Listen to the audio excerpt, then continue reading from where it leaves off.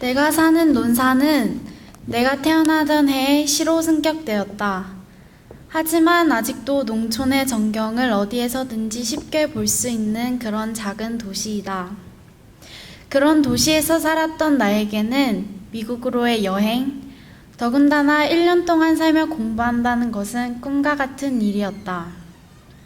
실제로 자유의 여신상, 맨해튼 브릿지, 타임스퀘어, 앨리스 아일랜드 등 교환학생 시절 뉴욕 여행은 아직도 생생한 기억으로 남아있다. 게다가 미국 친구 외에도 유럽과 남미에서 온 여러 교환학생 친구들을 사귀고 함께했던 여행했던 일들은 어느 것과 바꿀 수 없는 값진 시간이 되었다. 이제 미국의 경험에서 얻은 2가지 교훈에 대해서 소개하고자 한다. 미국 학교에서 난 최대한 많은 것을 경험하기 원했다. 특히 한국의 고등학생이 경험하지 못할 활동들이 기대가 되었고, 결국 난 내 기대처럼 많은 활동에 참여할 수 있었다. 경쟁보다는 친밀감을 배울 수 있었던 크로스컨트리를 비롯해 뮤지컬, 밴드에서의 피아노 연주, 농구팀까지, 그리고 교환학생을 위한 행사와 여러 여행에 참여할 수 있었다. 참여한 여러 가지 활동들이 재밌었지만 1년 동안 함께한 가족은 내게 그러한 활동보다 더 값지고 소중한 것들을 깨닫게 해주었다. 한국 가족들과 떨어져 호스트와 살면서 나는 내 습관에 대해 많이 생각하게 되었다. 그 중에 특히 개선해야 할 부분에 대해 알게 되는 결정적인 사건이 있었다. 농구팀에 합류하기 위해 연습을 하던 시기였다. 연습은 이웃의 중학교에서 있었고, 난 분명 엄마에게 이 사실을 알렸고, 당연히 이웃의 중학교로 나를 데리러 올 줄 알고 연습을 마치고 이웃의 중학교에서 기다리고 있었다. 하지만 나와 호스트 엄마의 대화에 뭔가 착오가 있었는지 엄마는 내 고등학교에서 기다리고 계셨다. 정보를 전달하는 과정에서 정확하지 않았던 것이었다. 이 일은 엄마의 걱정을 그대로 꾸지람으로 들어야 했다. 그 일에서 내가 얻은 교훈은 소통이 중요하고 소통의 가장 기본적인 요소는 정확하게 의사를 표현하고 전달해야 한다는 것을 배울 수 있었다. 귀국일 다가올 무렵 난 또 한 번의 큰 실수를 저질렀다.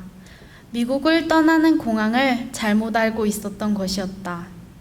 한반도의 2배 가까운 캘리포니아를 막연하게 출국하는 공항으로 알고 있었다. 결국 LA에서 샌프란시스코까지 구간의 비행 여정을 더 준비해야 했다.